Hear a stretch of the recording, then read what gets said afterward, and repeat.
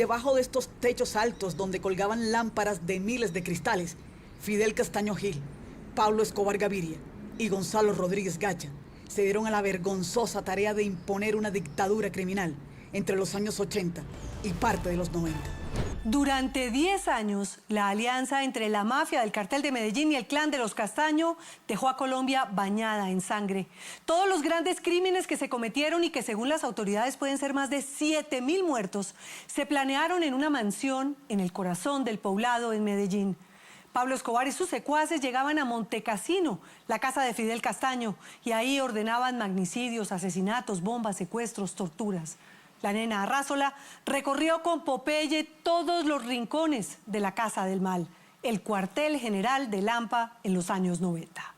Desde esa mansión se planearon y inclusive se realizaron los más graves violaciones a los derechos humanos en nuestro país, masacres como la masacre de Mapiripán, el exterminio de la Unión Patriótica. El sicario que asesinó a Carlos Pizarro habría sido entrenado y recibió instrucciones directamente por parte de Fidel Castaño al interior de esta hacienda ubicada en pleno sector del poblado de Medellín. Por más escalofriante que suene, no solo fueron estos crímenes que relata Juan Camilo Morales, coordinador de la Unidad para las Víctimas, los que ocurrieron en Montecassino, en esta mansión ubicada en el barrio El Poblado de Medellín, que es uno de los sectores más exclusivos del país. En esta mansión fraguaron delitos muy graves, de mucho impacto además en nuestra sociedad. Allí directamente se llevaron a cabo violaciones a los derechos humanos como torturas e inclusive asesinatos. Aquí, detrás de estos jardines exuberantes, en estos salones amplios, protegidos por vidrios gruesos y construidos con mármol blanco, se planearon unos 7.000 crímenes. Se ordenó, por ejemplo, poner la bomba que derribó el avión de Avianca en 1989. Se planeó el exterminio de la Unión Patriótica y el nacimiento de los Pepes, de los perseguidos por Pablo Escobar. Aquí, sobre baldosas relucientes que se han ido opacando con el paso del tiempo, debajo de estos techos altos donde colgaban lámparas de miles de cristales, Fidel Castaño Gil, Pablo Escobar Gaviria y Gonzalo Rodríguez Gacha se dieron a la vergonzosa tarea de imponer una dictadura criminal entre los años 80 y parte de los 90. Usted ha oído hablar de las casas de pique en Buenaventura, que es un escándalo. En este momento vamos a ingresar a la verdadera casa del crimen. John Jairo Velázquez Vázquez, alias Popeye, el sicario que andaba a la diestra de Pablo Escobar, fue uno de los pocos que tuvo acceso a esos cónclaves de narcotraficantes y pudo ver y oír cómo, por ejemplo, se ordenó la muerte de José Santa Cruz Londoño, un capo del cartel de Cali que se había fugado de La Picota. Cuando José Santa Cruz Londoño se fuga de la cárcel La Picota, de Bogotá, Carlos Castaño lo acoge aquí en Medellín y en esta casa. Dicen las personas que de aquí lo sacaron muerto, lo dejaron en un automóvil Suzuki aquí, una cosa que llama la Cola del Zorro, cerca de una avenida Las Palmas. Llegó la Policía Nacional, ametralló el Suzuki y las balas no daban con el cuerpo, con la prueba de balística. Supo también cómo se adecuaban salones para torturas y cómo se daba la orden de matar porque sí, por puro gusto de los caciques de la mafia. Aquí se vivió toda clase de crímenes. Aquí se planeó la muerte de Bernardo Jaramillo Osa, la muerte de José Antequera, la muerte de Carlos Pizarro León Gómez, la voladura al avión de Avianca. De aquí salió la bomba armada para dinamitar el avión de Avianca en pleno vuelo. Montecassino era de Fidel Castaño Gil, el hermano mayor del clan Castaño, los mismos que formaron los grupos de autodefensa de Córdoba y Urabá y que fueron socios y amigos de Pablo Escobar, de Rodríguez Gacha, del cartel de Cali, de narcos emergentes y de autoridades de todo tipo. Este es un momento histórico para mí, ingresar a esta casa de nuevo. Logré sobrevivir a los dueños de esta casa, que eran mis enemigos, fueron mis amigos. Y para mí es muy importante estar en esta casa. La casa se la había comprado Fidel a William Jalabi, un empresario paisa, y algunos de sus hijos terminaron enredados con la mafia, por allá a comienzos de los años 80. De inmediato, la casa se convirtió en el cuartel general de los mafiosos de la época y de los paramilitares, aquí, en plena ciudad, en el sector más elegante de Medellín. Popeye, el matón de Pablo Escobar, ni siquiera se sonroja cuando revela detalles de lo que ocurría de puertas para adentro en Montecassino. Se echa la bendición y sigue como si nada, relatando historias de terror. Entonces, aquí les abrían la puerta y ustedes entraban. Sin ningún problema. Acá entrábamos cuando éramos amigos, Cuando ya éramos enemigos, O sea, amigos eran los Castaños, Pablo Escobar, Gacha. Gacha. ¿Quién más hacía parte de esa confederación de mafia? Confederación de amigos, Fernando Galeano Berrío, Mario Galeano Berrío, Gerardo Moncada Cuartas, que era Kiko Moncada, y los negros Galeano, y muchos narcotraficantes. Aquí había cumbres del narcotráfico. Aquí se hicieron reuniones de los extraditables. El recorrido sigue por la sala, que era el sitio de reuniones donde traquetos y paramilitares se sentaban a manteles a decidir quién vivía y quién moría. Se sube por las escaleras de caracol que llevan a las habitaciones principales. De nuevo, cree sentirse el todopoderoso sicario del cartel de Medellín y hasta se tatúa en el antebrazo lo que quiso ser, un general de la mafia. Pablo Escobar no volvió a entrar a la casa luego de los crímenes de Carlos Pizarro y de Bernardo Jaramillo, ambos líderes de izquierda. Pero siempre eran los mismos actores los que se reunían, John Sí, Jairo. claro, sino que cuando ya fuimos enemigos, ya nosotros no volvimos acá. Ya hubo pelea. Es más, La amistad duró ¿cuánto tiempo, John Jairo? ¿Cuánto desde tiempo? de los años 70 hasta el año 1990 hasta el año 1990, cuando Carlos y Del matan a Bernardo Jaramillo. Ahí se acabó la amistad. Pero, ¿cuánto tiempo fue que ustedes vinieron acá? ¿Cuántos años duraron? Muchos años, yo estuve viniendo acá desde el 86, 85, 86. Hasta el 90. Hasta el 90, sí, antes de entregarnos a la cárcel de la catedral. ¿Cuántas reuniones? ¿Cuántas reuniones? No, pongan las que quiera, aquí nos reunimos. Entrábamos de noche y salíamos de madrugada. Es más, esta casa iba a ser tomada por Pablo Escobar. ¿Ah, sí? A raíz de cuando se fundan los Pepes acá, el patrón quería meterse él mismo acá con 200, 300 sicarios. Pero eso al último se abortó el plan. Y se escribe entonces, en esta casa, un nuevo capítulo de la guerra. Pablo y Fidel, socios incondicionales, pelean a muerte.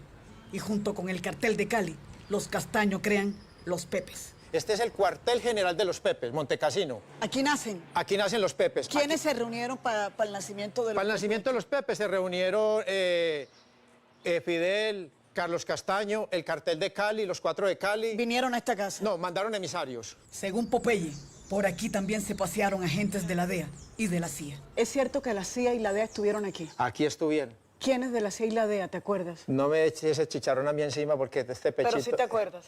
No, yo con ellos estuve en reuniones, pero cuando nosotros estábamos haciendo la investigación de los Pepes con el patrón y todo, sabíamos que ellos estaban aquí. Que el patrón recibía información desde esta casa, de gente que era leal a él y que estaba con los Castaño. Que le manda a decir, patrón, ve, hay gente de la CIA, hay gente de la DEA, hay policía, todo aquí. Entrar no es tan fácil. La reja que da sobre la avenida El Poblado tiene llave por dentro. Un cuidandero de la unidad de víctimas es el único autorizado para abrir.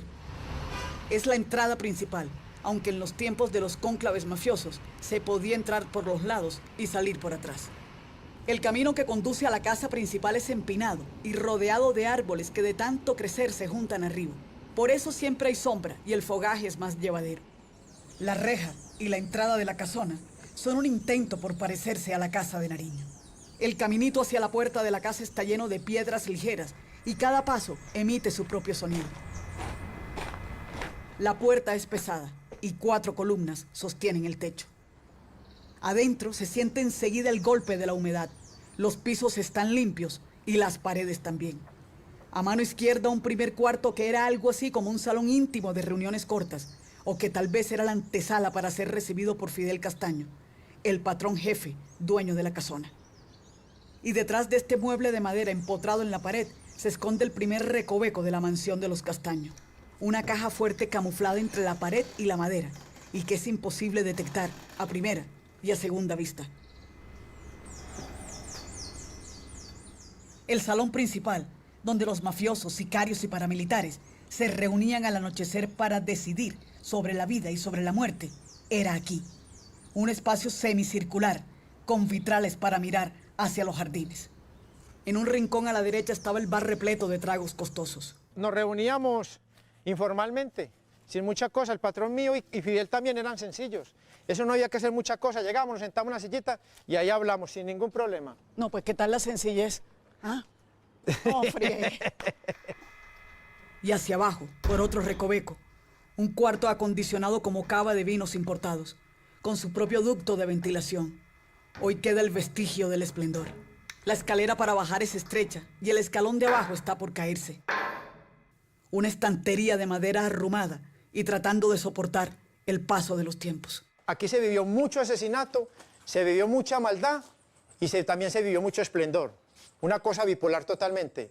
Acá había unas obras de arte increíbles, había más de 500 millones de dólares en obras de arte. Miró, Dalí, Picasso, Botero, Mansur, Velázquez, todas obras de arte exageradamente, porque los muros aquí ya son altos, ahí están colgadas todas estas obras de arte. La bodega de vinos de acá valía un dinero, una locura. La humedad se siente en la garganta, la ropa se siente pegada al cuerpo. La escalera de madera también es en forma de caracol y lleva de inmediato a la habitación principal donde dormía el dueño, el otro patrón del mal, Fidel Castaño Gil, el hermano mayor de un clan que a punta de masacres y de crímenes selectivos llenó de miedo a todo el que pronunciara su nombre o al que oía su nombre. Su baño, lo que era su baño privado, era la muestra perfecta, exacta, de lo que significa la opulencia en manos de criminales ansiosos de limpiar su nombre a punta de imitar el arte, o de modales exquisitos, o de comprar belleza. Una imitación del nacimiento de Venus de Botticelli fue replicado en Latina. El lavamanos está impregnado de escarcha brillante que simula un baño de oro.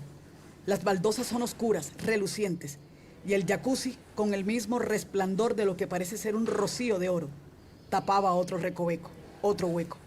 Esta vez, una caleta de casi 2 metros de altura y unos 60 centímetros de ancho. Está hecha de cemento y de ladrillos. Es oscura y llena de polvillo que provoca estornudar. El armario tiene 7 divisiones, donde aún se alcanza a ver los compartimentos para meter las camisas o los suéteres, los cajones de la ropa interior y los closets altos para meter sacos o pantalones. Una seguidilla de espejos lo rodea. Abajo, de nuevo, en el primer piso está la piscina y otra de las casas de la mansión Castaño Gil. Un lago artificial salpicado con piedras lisas lo adornan. Pablo Escobar y sus secuaces, al mando de John Jairo Velázquez Vázquez, se la ingeniaban para entrar por aquí y salir por allá. Veníamos Pinina, venía Chopo, veníamos todos aquí, veníamos 20 o 30, entrábamos prudentemente. Usted puede ver que de la casa de ninguna parte pues hay personas que ven. Entrábamos siempre en la noche. Son algo así como 31.000 metros que ocupa Montecassino, que hoy permanece de pie como un cascarón, para que a nadie se le olvide nunca que aquí, en estos salones cubiertos con pinturas de Dalí y de Miró, se inauguró otra época de terror, cuando Fidel Castaño, su hermano Carlos y Pablo Escobar, 2 tipos mal encarados y llenos de rabia, se creyeron los todopoderosos, los reyes de un mundo bajo y oscuro. Aquí no veníamos a bailar y a rumbear, sino a puras reuniones de mafia. Aquí no era que... Pero hablaban también de narcotráfico, John Jairo. O sea, aquí se habló de narcotráfico, aquí hubo cocaína, aquí salieron rutas de cocaína, aquí se habló todo. Más abajo estaba la casa de los empleados de confianza, que era en realidad el albergue de casi 100 hombres armados que custodiaban la mansión y la seguridad de los Castaño. Aquí mismo habrían estado los cuartos de tortura. Algunas paredes se han caído junto con las puertas. La maleza hace de las suyas. Los techos se quieren desprender y el piso está lleno de escombros. Cuartos por todos lados. Afuera, una piscina para los empleados. Y al fondo varios lavaderos de ropa con una reja encima. El aire de nuevo empieza a ser escaso. Es necesario buscar un sitio abierto para respirar. Hacia afuera se divisa un camino cubierto de hojas y de las raíces de los árboles. Es empinado y da a la casa principal, a la casa del terror en el poblado de Medellín, donde paramilitares y mafiosos inundaron de miedo y de sangre a este país por más de una década.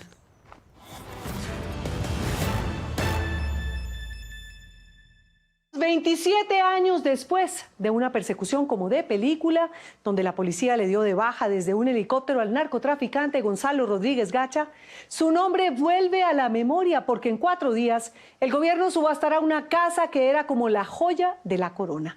El mexicano era sanguinario y cruel, amante de los caballos, fue el dueño de Tupac Amaru, el mejor caballo del mundo. Las mujeres, las rancheras y el fútbol, millonarios era su debilidad. La nena Arrázola desenterró los secretos de Gacha, recorrió Cuernavaca y Chihuahua y encontró un video que llevaba años encaletado. Casa Gacha tiene un área de 5.400 metros cuadrados. El valor de venta de Casa Gacha está en 48.000 millones de pesos. Es decir, que desde ahí comenzará como tal esta subasta y el que tenga la mejor a partir del valor de 48.000 millones de pesos. La cifra que dice Carolina Gutiérrez de la Sociedad de Activos del Estado es descomunal. Pero eso es lo que vale esta casa que era de Gonzalo Rodríguez Gacha, el narcotraficante de Pacho, Cundinamarca, que fue catalogado como uno de los hombres más ricos del planeta y que se jactaba en decir que ganaba $230,000 por minuto. La casa está ubicada aquí, en la calle 86 al norte de Bogotá, y de pronto es el activo más valioso que tiene el Estado hoy por hoy. Es uno de los más importantes. ¿Por qué? Por su cuantía, digamos que es una cuantía muy representativa. Tenemos otros, pero ya los que se encuentran en el portafolio para venta, está Casa Gacha como uno de los más importantes. Rodríguez Gacha se empecinó en vivir aquí, en un barrio de apellidos y abolengos de la clase alta bogotana. Hacía fiestas que ya son leyenda con mariachis y con hombres empistolados, que no veían problema en disparar al aire a la hora de la borrachera. Y con su muerte dejó al garete esta casona, que fue el epicentro mismo de la opulencia traqueta de los años 80. Esa misma que atravesó a Colombia en aquella década de excentricidades. Claramente ese esplendor se evaporó. Por fuera sus muros están a punto de venirse abajo, y de hecho está restringido el paso por este andén. Por dentro quedan huellas de las paredes que existieron hace 30 años. Algunos techos en pie y sin puertas. El kiosco de madera que tenía en el jardín conserva solo el techo. La casa principal ya no tiene puertas y las ventanas se han ido cayendo por pedazos. Aquí venía con su familia y con 1 millón de amigos esmeralderos, militares, políticos, narcos como él, con sus mujeres y con sus hijos. Tuvo 6 con 3 mujeres y es muy poco lo que se sabe de ellos. Al parecer, viven en Argentina y ni se asoman a reclamar ni esta casa ni las más de 100 propiedades que tuvo el capo. De sus 6 hijos, solo uno lo acompañaba a todas partes y ese era Freddy Gonzalo. Era su consentido y se notaba. Había nacido luego de un romance de Rodríguez Gacha con una copera en un bar de Pereira. Este video, que solo se conoce hasta hoy y que estuvo bajo llave en un archivo secreto, da cuenta de la preferencia del narco por su hijo Freddy Gonzalo. Las imágenes grabadas unos meses antes de su muerte y con apenas 17 años lo muestran con varios kilos de más, con una chaqueta gruesa de cuero café, con el pelo rizado, sonriente y acompañado de una mujer. Mira la cámara, vuelve a sonreír y sigue la conversación. En otra parte del video, Freddy Gonzalo, que era el heredero del imperio, está vestido con una camisa azul de cuadros y con un botón al lado derecho con la imagen de Tupac Amaru, el caballo del narcotraficante, que llegó a costar $5 millones. En la siguiente imagen aparece Gonzalo Rodríguez Gacha sobre la puerta de un campero rojo, viendo la exposición de un toro cebú y acompañado de 2 mujeres y de 2 hombres. En un momento parece como si diera una orden o comentara algo del animal. Acá vuelve a aparecer Freddy Gonzalo con la chaqueta de cuero colgada sobre uno de sus hombros. Camina unos pasos y sale de la cámara. Es que ese día era especial porque se presentaba la nueva empresa familiar que era, nada menos, una ganadería con el nombre de su hijo amado. Con una pinta distinta de saco de rayas oscuras y con una cadena, se ríe frente a la cámara y da la impresión de invitar al camarógrafo para que se siente con él y con su montón de amigos en la hacienda Chihuahua. En otra parte del video está Gonzalo Rodríguez Gacha vestido de blanco, con una gorra del mismo color y rodeado de varias personas. Más adelante su hijo, esta vez cabalgando y mostrando su talento de buen jinete. Aquí de nuevo la cámara sigue al heredero, que esta vez maneja una moto en mangas de camisa y con gafas oscuras.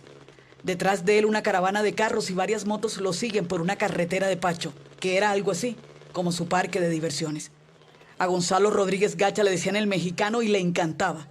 Es que le hacía recordar que el primer cargamento de cocaína que mandó al exterior fue a México, y ese fue el comienzo de su inmensa fortuna.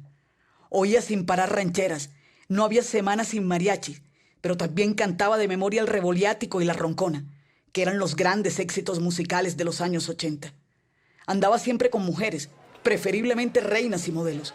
Se casó 3 veces y su última mujer fue Gladys Álvarez, quien le dio el sí cuando ella apenas tenía 14 años. Dicen que fue su gran amor. El narco había nacido en Veraguas, una vereda cerca a Pacho, y sus padres fueron un par de campesinos cultivadores de naranjas. Y fue precisamente aquí, en Pacho, donde instaló su reino, y era algo así como un dios terrenal que juraba tener facultades de omnipotencia. Hombre, yo no creo que la gente va a tener miedo de mí porque lo que yo he hecho en el pueblo de Pacho es ser, lo primero, muy humanitario. Esta es Cuernavaca, una de sus fincas en Pacho. Sé que llegaba a Pacho, había seguridad. Donde de nuevo se empecinaba en mostrar su opulencia y su plata mala vida. Dijo, vayan y me traen el pan. Le dije, sí, ¿en qué carro vamos? Dijo, no, vayan en el helicóptero que a mí me hacen el pan, es en Mariquita, Tolima. Y ahí estaba un piloto, le decían Cobra, no me acuerdo el nombre. Y nos fuimos en un Hueys a traer el pan de Gonzalo Rodríguez. Orlando Cobo era uno de los tantos habitantes de Pacho que se paseaba por acá, porque el mismo capo los invitaba a jugar fútbol, o a dar vueltas en el helicóptero, o a bañarse en la piscina, o a meterse en el jacuzzi. Mira, Orlando, ¿dónde estaba el helicóptero que iba a buscar el pan a Mariquita? Ah, en el helipuerto. Sí, en la cancha, eso estaba allá. ¿Verdad? Esto está muy grande. No, es que son cosas de... También ese helicóptero lo prestaban los domingos para Dios que la gente mío. diera vueltas. ¿Verdad? ¿Sí? Y la gente hacía cola como ir a un... No. O sea, Ciudad Salitre, por decir algo. Entonces, Lo ponía en el pueblo y la gente se subía a dar sí, vueltas. claro, iban a dar una vuelta y venían, normal. En esa época ni Orlando ni tantos otros sabían o entendían que este hombre de sombrero vaquero, de botas, de hablar entre dientes y algunas veces mal encarado, era el rey de los narcotraficantes, que era el único al que le temía Pablo Escobar, que tiene un ejército privado de más de 2.000 hombres, y que fue el promotor del genocidio contra líderes de la Unión Patriótica. A ver, ¿quiénes asesoraban a él? Militares, mercenarios. Si tú tienes dinero, vas al lugar más indicado a buscar lo que tú quieras. El abandono es absoluto en Cuernavaca. El matorral se mete por las ventanas y la cocina está llena de telarañas. Arriba está el cuarto principal del capo y en este balcón se daba cuenta de quién entraba y quién salía. A Pacho llegaron primero los VHS que el Betamax. ¿Cómo? ¿En serio? Claro, obvio. Nosotros utilizábamos Guess y los buenos eran los Levis, en la época vendían, ¿no? ¿Por qué? Porque ellos traían muchas cosas. La piscina y el jacuzzi tienen aguas empozadas, pero conservan intacto el estilo ochentero. Los techos están a punto de venirse abajo y se han convertido en guarida de murciélagos. En Chihuahua, otra de sus haciendas aquí en Pacho, se mantiene casi igual la pesebrera de 25 metros que le mandó hacer a Tupac Amaru, el caballo que, según dicen, era capaz de hacer la figura del número 8 hacia adelante y hacia atrás. Y eso, en términos equinos, era casi una epopeya.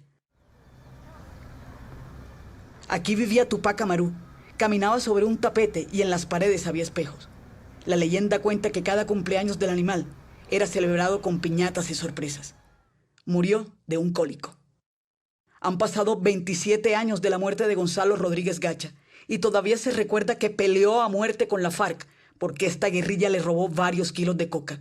Y por eso se dedicó, junto a algunos militares y a un puñado de políticos, a exterminar a la Unión Patriótica. Cuando la FARC, además de que le cuidaban los laboratorios a él, que eso lo sabe todo el mundo, trataron de quitarle su trabajo cuando él ya había pagado su impuesto, su extorsión. Él creó su grupo de combatientes especiales en contraguerrilla. Fue el mismo hombre que se llevaba millonarios a jugar a esta cancha de fútbol y que exigía revisar la nómina de contratación de los jugadores. Llevé a Millonarios Santa Fe a jugar a Pacho, le he dado oportunidad a muchos muchachos que vengan a la profesional, aquí a Millonarios, pero no han servido, pero de todas formas he tenido el interés de que me salgan unos futbolistas buenos de Pacho. ¿Por qué venían a jugar fútbol acá? Porque habían canchas, habían invitados, eran niños, eran los hijos de un amigo, entonces todo el mundo venía a jugar, era una cosa de esparcimiento. Pero el 15 de diciembre de 1989, de nada le valió tener un equipo de fútbol, ni 2.000 sicarios entrenados, ni el caballo más caro del mundo, ni reinas, ni enchapes de oro. Un policía le disparó una bala calibre .762 y acabó con su vida cerca a las playas de Coveñas. Fue un operativo casi de película, espectacular. La persecución empezó a eso de las 10 de la mañana.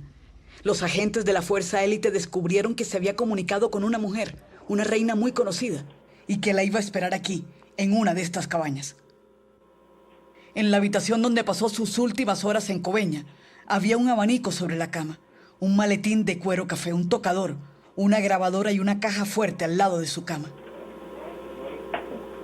Chalecos salvavidas en otro de los cuartos donde estaban los escoltas. Un reguero de revistas y de libros como El Cuarto Protocolo y Los Pecados Cardinales, y cuentas escritas a mano. El traslado de los cuerpos provocó una tremenda aglomeración en las calles de Sincelejo. Nadie quería perderse ningún detalle de la muerte del capo de capos. 2 helicópteros sobrevolaron por varios minutos. Desde el aire, los policías le pidieron que se entregara. La respuesta de Rodríguez Gacha fue subirse a un camión rojo junto con su hijo y varios de sus escoltas. Cerca a Tolú se bajaron y abrieron fuego contra los oficiales, quienes lograron descender del helicóptero y perseguir en caliente a Freddy Gonzalo. Una bala lo derribó de inmediato. El capo, armado con un fusil R-15 y 5 granadas, siguió en el camión rojo y luego se internó a pie por este platanal. Allí ya no tuvo escapatoria. El entierro en Pacho fue como si se hubiera muerto una celebridad. Sirenas y caravanas acompañaron el cuerpo del narcotraficante y de su hijo. La gente corría detrás del carro mortuorio. Y ese fue su final. Quedó tendido en un pavimento caliente en Sucre, al lado de su hijo. Una historia de tantas en este país que ya no se pueden volver a repetir.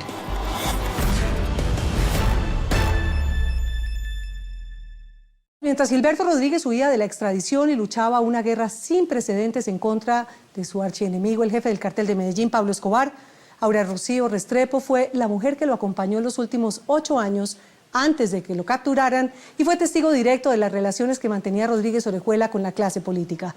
Compartió con él los años mozos de los carteles de la droga, conciertos, fiestas, viajes y lujos. Diana Valderrama habló con la exmujer del ajedrecista, uno de los hombres más buscados del mundo y que hoy está pagando una condena de 30 años en la cárcel de Canaan, en Pensilvania, Estados Unidos. No me arrepiento de nada de lo que he vivido. No lo justifico, no me parece bien ni mal. Lo viví a conciencia, nadie me obligó, Gilberto no me puso una pistola para vivirlo. Cada cosa que viví ha hecho lo que soy. Y si volviera a vivir mi vida, uno nunca sabe lo que se viene. Seguramente cometería los mismos errores. Aura Rocío Restrepo fue la mujer que capturaron junto a Gilberto Rodríguez Orejuela, el jefe máximo del cartel de Cali, un 9 de junio de 1995. Fue su amante y amiga, y también pañuelo de lágrimas durante los angustiosos años de la guerra contra el cartel de Medellín y la extradición. Mi vida era encerrada en una pieza leyendo, oyendo problemas, estallaron bombas, aguantando gritos, que se desahogara a costa mía en mí. Era su saco para desahogarse, no con golpes porque no, pero sí emocionalmente. Aura Rocío conoció a Gilberto Rodríguez en el año 1987. El mismo año en el que la revista Forbes lo declaró una de las 10 fortunas más grandes del planeta. ¿Usted sabía quién era Gilberto Rodríguez en ese momento? No estaba enterada. Yo sabía que era hermano de Miguel y hasta ahí, pero cuando lo conocí era un empresario. La gente en Cali, obviamente por el equipo América de Cali, hablaba de que eso era de Miguel Rodríguez. Entonces, y Miguel Rodríguez era un narco, eso es lo único como que era Vox Populi. ¿Y usted no le veía las negras intenciones ahí? El título del ajedrecista lo tiene muy bien ganado, es un manipulador excelente. Los hermanos Rodríguez Orejuela eran dueños de un emporio de farmacias y empresas, pero para nadie era un secreto que detrás de los negocios lícitos se movía el 80% de la coca que llegaba a Estados Unidos y Europa. ¿Cómo fue esa conquista? Con toda la experiencia que tenía con las mujeres y cogí una muchachita perfectamente maleable en ese momento y me enredó, no me tocaba un dedo, no me invitaba, no me insinuaba nada, solamente teníamos unas charlas interesantísimas. Se volvió mi amigo, el hombro sobre el cual llorar. Yo creo que él supo exactamente en qué momento ya me tuvo enamorada, o sea, en ese enamoramiento. Y se despidió y el medio rocecito así de como cuando ese primer noviecito que sientes algo. Y dije, Dios, y me fui como, wow, en una nube y ya allí no había reversa, ¿no? Ahora Rocío se enamoró. No le importó que Gilberto fuera 27 años mayor, casado, que tuviera 7 hijos de 2 matrimonios distintos e incluso que fuera algo tacaño. Y tristemente a mí me consta que él era bastante amarrado con su dinero. Hicimos un negocio, me vendió un Renault 4 de segunda para que yo le fuera pagando a crédito. El primer regalo que recibí de él no fue una joya, fue una cámara filmadora. Sorprendente cuando se sabe que la DEA llegó a calcular que los Rodríguez Orejuela acumularon una fortuna estimada en $300 millones, que en la actualidad serían el equivalente de unos 3.000 millones. Con tanto dinero, los narcotraficantes de la época competían entre sí para demostrar quiénes tenían más poder. Para eso ostentaban, y una de sus ostentaciones favoritas eran las mujeres bellas, las que no todos podían darse el lujo de tener. Ella es Aura Rocío Restrepo, representante del Valle. Y el ajedrecista no podía quedarse atrás. Así que organizó todo para que su novia participara en el reinado nacional del turismo. Mi carroza era espectacular, con unas mariposas gigantescas, bello. ¿Ese vestido quién lo hizo? Alfredo Barraza. ¿Ese vestido quién lo pagó? Gilberto Rodríguez. Señorita Valle, Aura Rocío Restrepo. Y por supuesto, no podían faltar los amigos del capo entre el jurado. Para nadie es secreto la amistad de Gilberto con Santiago de Medina de muchos años atrás. Pero realmente Santiago Medina estaba allí para asegurarse de que la señorita Valle no quedara reina nacional del turismo, porque la que quedaba ese año reina nacional del turismo iba por Colombia a Tailandia, si no estoy mal. Santiago Medina fue el tesorero de la campaña del expresidente Ernesto Samper y resultó condenado por enriquecimiento ilícito en el marco del proceso 8000, en el que no solo se comprobó el financiamiento ilegal de la campaña del expresidente, sino también de cientos de congresistas y otros miembros del gobierno. Yo nunca vi coger dinero y ponerlo en las manos de un político. Pero yo conviví con Gilberto y nos tocaba inclusive a veces ayudar a empacar dinero. Al final de los 80, los narcotraficantes del cartel de Cali tenían comprados no solo a políticos, sino también a policías y militares, lo que les permitía circular libremente y participar incluso en eventos públicos. Era la época de las ferias de Cali, en donde en las cabalgatas se veían desfilar ejemplares de millones de dólares. El caballo con el que abrí plaza era un caballo portugués. También había fiestas privadas con artistas internacionales. Hay una anécdota de cuando vino Juan Gabriel que Chepe y Gilberto quisieron hacerle una broma a Miguel y le dijeron a Juan Gabriel que fuera y le diera un beso. Y les tocó sacarlo escoltado, protegido, porque Miguel lo quería matar.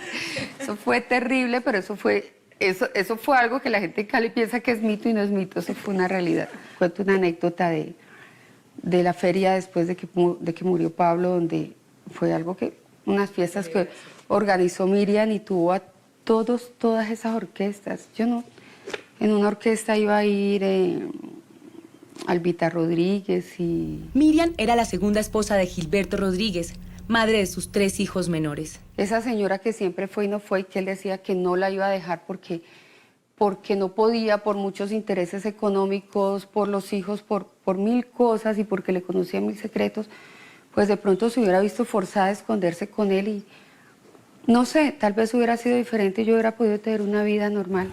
Fue como si se invirtieran los papeles. La esposa, la madre de los hijos, gozaba de la fortuna y los viajes, mientras la amante se sacrificaba. Miriam llamó a mi papá a decirle que había vendido su hija al mejor postor. Aunque también recibía uno que otro regalito. Contrató un decorador y me regaló el apartamento del primer piso, el que está en el lado de acá.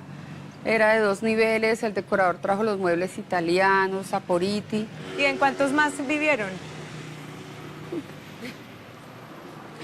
Recorrimos muchos lugares, realmente no, perdí la cuenta. Apartamentos, joyas, carros, pero la reina insiste en que nunca estuvo con el capo por dinero. Gilberto no me deslumbró con dinero, eso es lo que la gente no puede entender. Que como una mujer tan joven iba a estar con un hombre tan viejo, palabras textuales, si no era por plata. O sea, por plata la muchachita que está ya en un apartamento viajando, o por plata ellos que estaban afuera y que pasaban viajando, haciendo fiestas, cócteles, comprando y malgastando, mientras yo me la pasaba encerrada, pasando trabajos. La reina era su mujer en la clandestinidad, en los escondites y escapadas que vinieron después del asesinato del líder político Luis Carlos Galán Sarmiento hace 25 años. El expresidente Virgilio Barco declaró el estado de sitio y reactivó la extradición. Allí cambió todo. Eso implicó que tocaba correr a esconderse. Ya la amenaza era mayor porque le tenía tal vez más miedo a la extradición que a Pablo. Atrás quedaron las fiestas, los viajes en yate y los grandes lujos. La reina pasaba horas encerrada. Su única ocupación era escuchar los cassettes que cada semana religiosamente traían desde Medellín con las interceptaciones a los radioteléfonos de Pablo Escobar y sus secuaces. Entonces yo escuchaba con él los Wallman de él, y cuando había algo importante, seleccionaba el pedazo y lo grababa en un cassette. En un cassette quedaba toda esa selección, todos esos pedacitos, esos cassettes los copiaban, se le entregaba uno a Pacho, a Chepe, a Miguel, y se le enviaba uno al general Maza Márquez. Gilberto, Miguel Rodríguez, Chepe Santa Cruz y Elmer Buitrago, alias Pacho Herrera, llegaron incluso a aliarse con el diablo para acabar con Pablo Escobar. Y viene Fidel Castaño a Cali, se paró como una persona cualquiera, mal vestido de blue jeans y camiseta blanca. Él les dice que la única forma de acabar con Pablo es cercando a su familia. Castaño vino a ofrecer una alianza.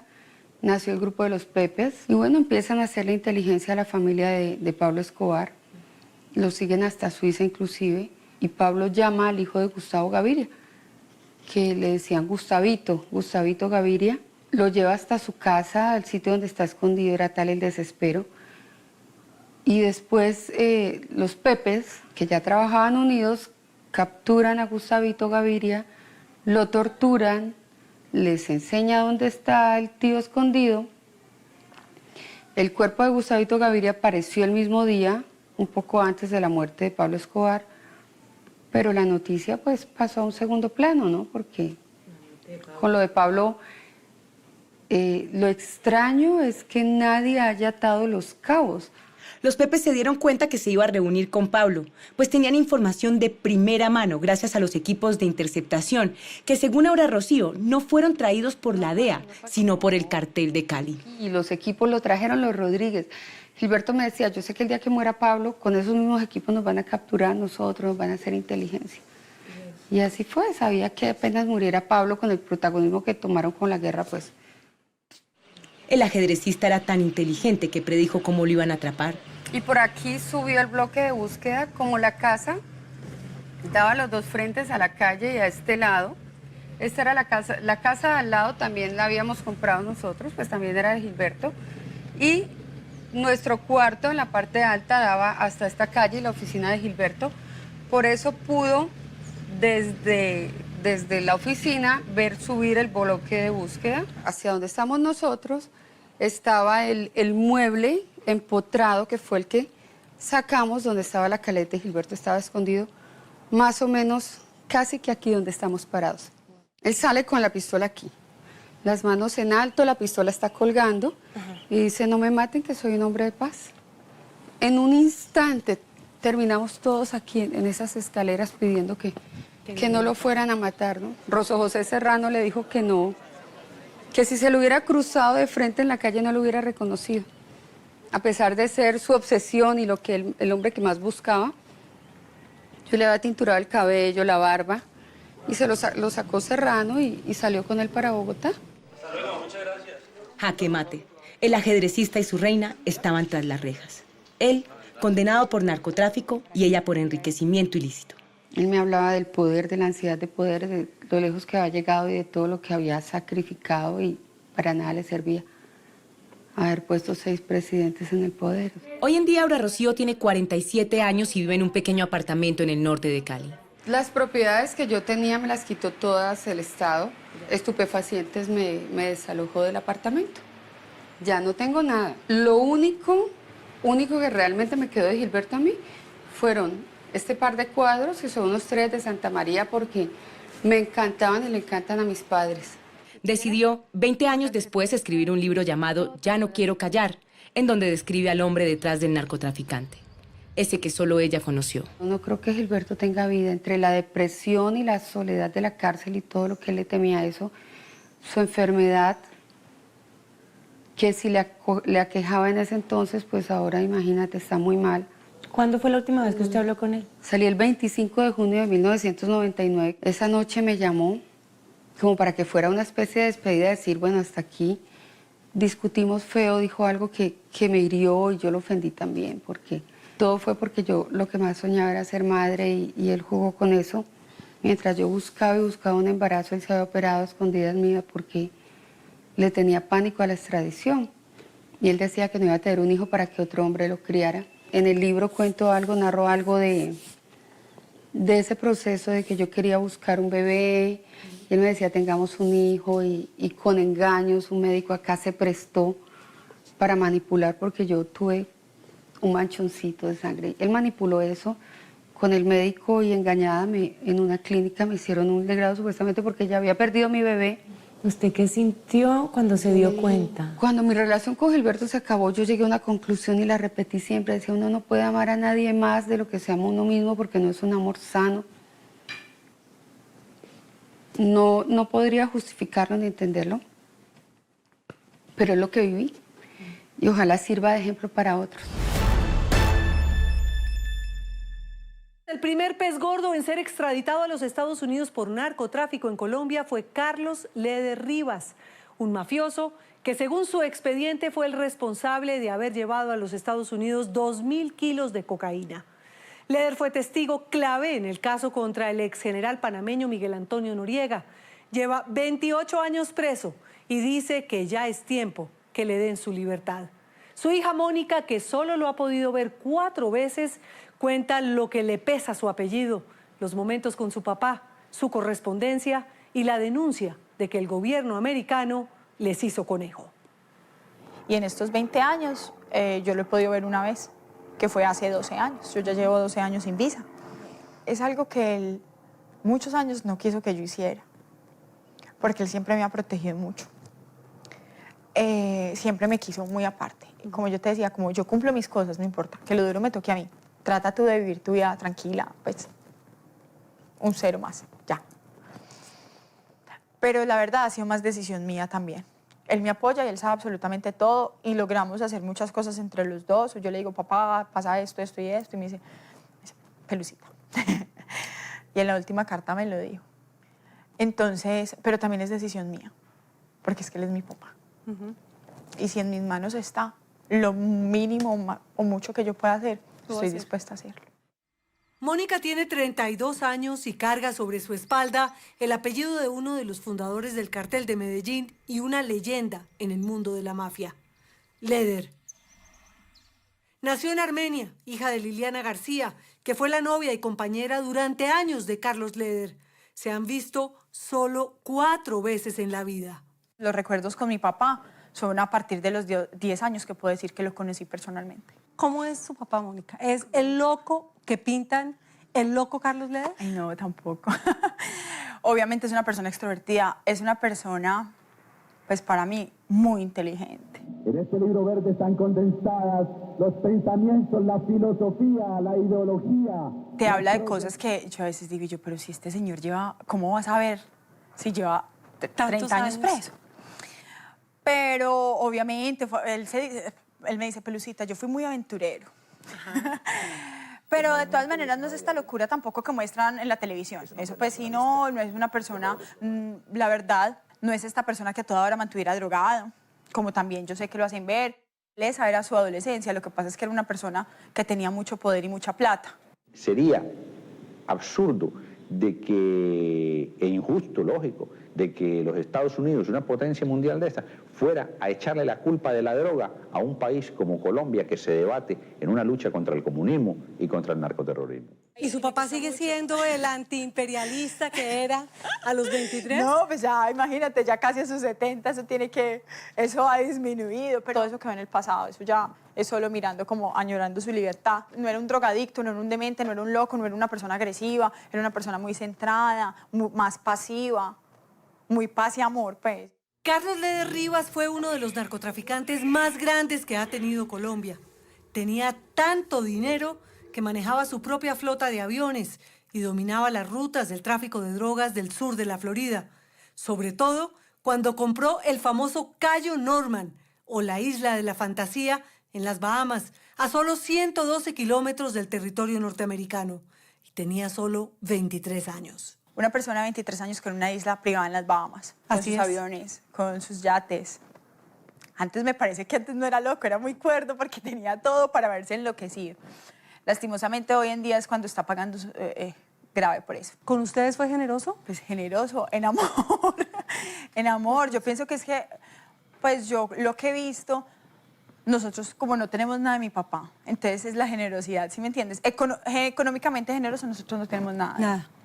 Ni nunca lo vi, yo no vi nunca a mi mamá una mujer llena de joyas y diamantes. En un gran operativo en el Meta, Leder se logró volar, pero detuvieron a la mamá de Mónica y a ella, que era un bebé de brazos. Él ya en este momento estaba en problemas con la justicia, ya lo estaban pues empezando a buscar y de alguna forma las autoridades se dieron cuenta. ¿La detienen a ella y usted? Yo iba para bienestar familiar, mi abuela fue por mí, para empezar un proceso que también supuestamente era corto, pero no, se demoró 18 meses, estuvo 18 meses y mi tío en la modelo, con 2 compañeros más, con una señora que era mi niñera, qué pecado, con mi niñera, entonces también a ella la detuvieron. ¿Ella también detenida? Sí, eran 4 personas que quedaron detenidas en ese momento. La decadencia de Leder está en todas las novelas, historias y libros sobre el narcotráfico, pero su caída fue por culpa de una mujer. Un sicario de Pablo le había pedido autorización para salir con una mujer y Carlos, un pez mucho más gordo, también andaba con ella. Una noche de rumba con el pleno del cartel, el matón golpeó a la puerta donde estaban Leder y la mujer en la cama. Leder abrió, le disparó y lo mató. Lo demás es historia. Escobar no lo perdonó jamás y terminó entregándolo. El 4 de febrero de 1987 se derrumbó el mito. Lleva 28 años extraditado, pagando una larga condena inicial de cadena perpetua más 135 años. En 1991, la Fiscalía Americana le ofreció ayuda a cambio de colaboración en el caso contra el exgeneral Noriega. Y no le recomiendo las drogas absolutamente a nadie.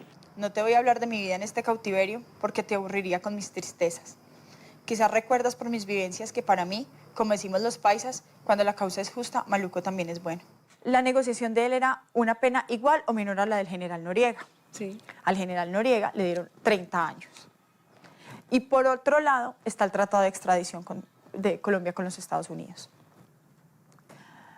que es también 30 años.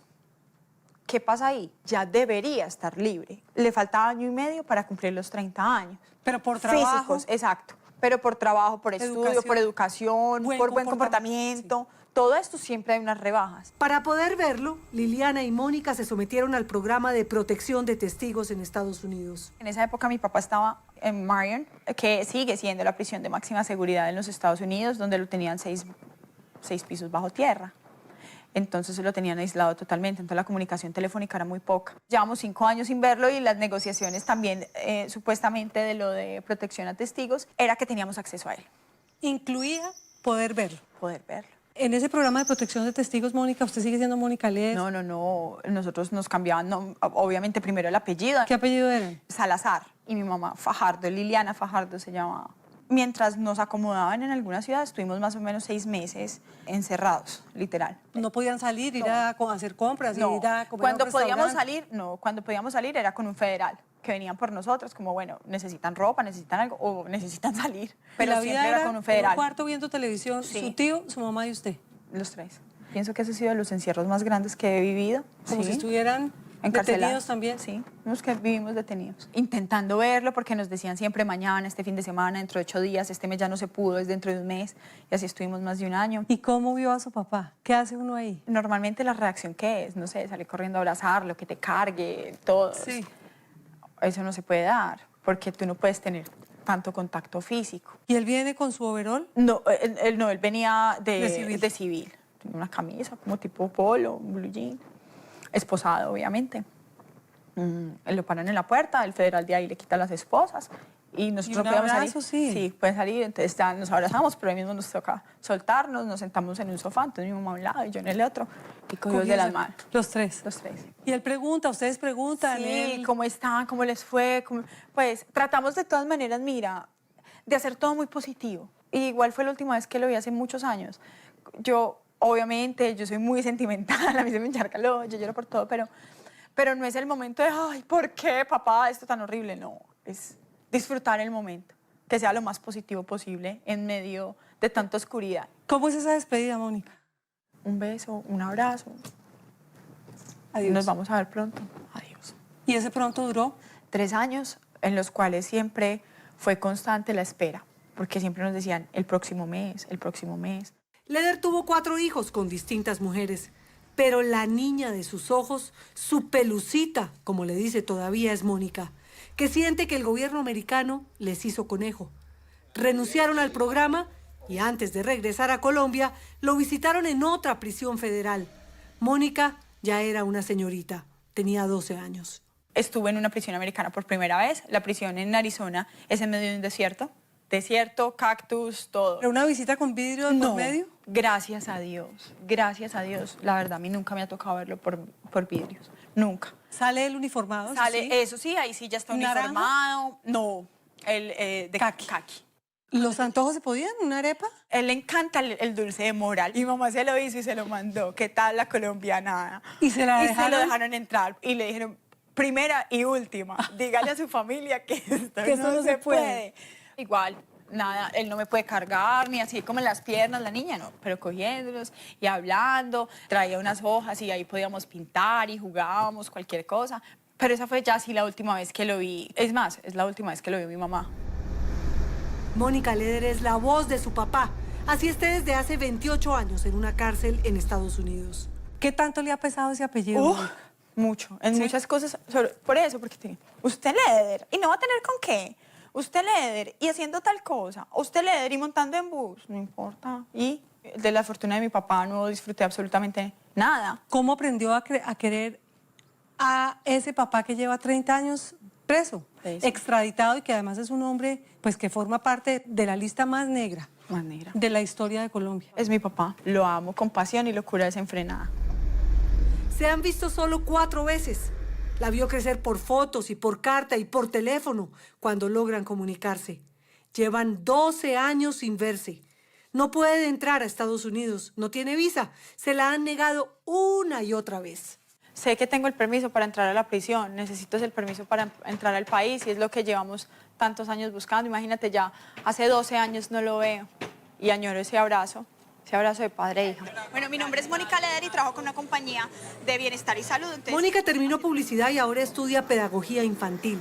Trabaja en su propio negocio con Herbalife y ayuda a su mamá, que todavía se rebusca la vida haciendo catering y eventos.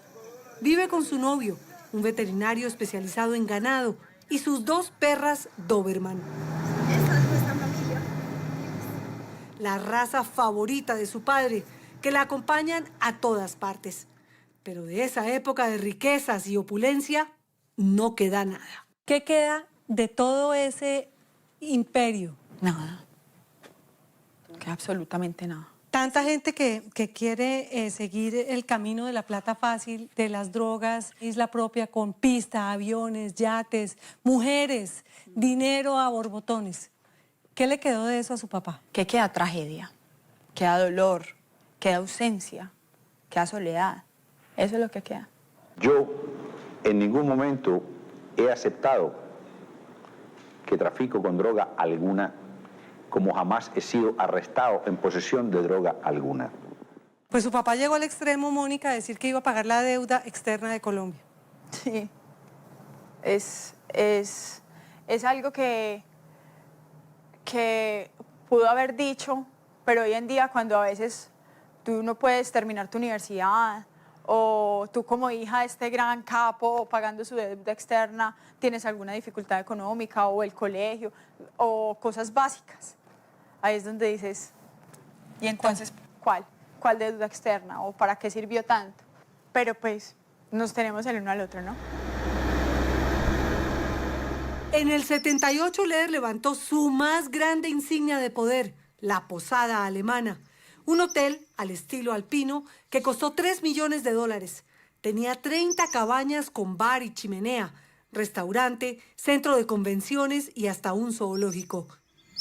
Donde algún día levantó sus alas el cóndor de los Andes, hoy solo cacarean viejas gallinas.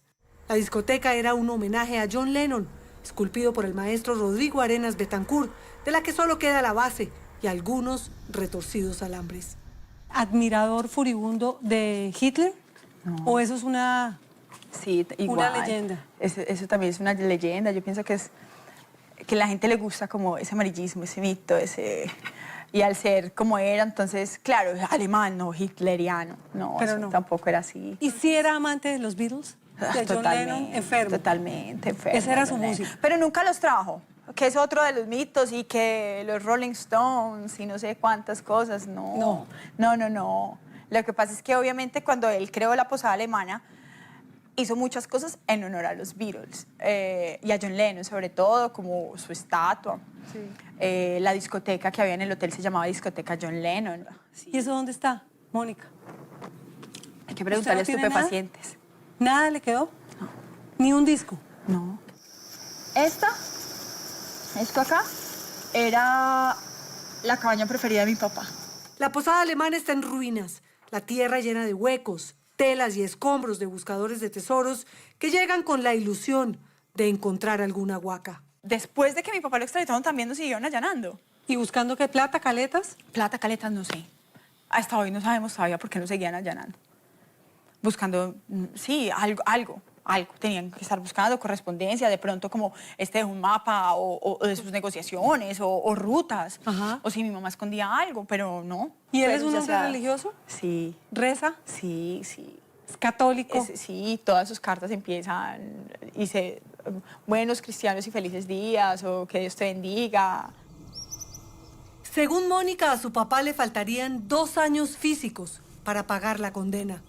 Ruega para que alguien revise el caso, que el presidente Santos intervenga para que pueda regresar. Porque como si no hubieran pasado 30 años, la lucha de Carlos Leder es la misma. Prefiere una tumba en Colombia que una celda en Estados Unidos.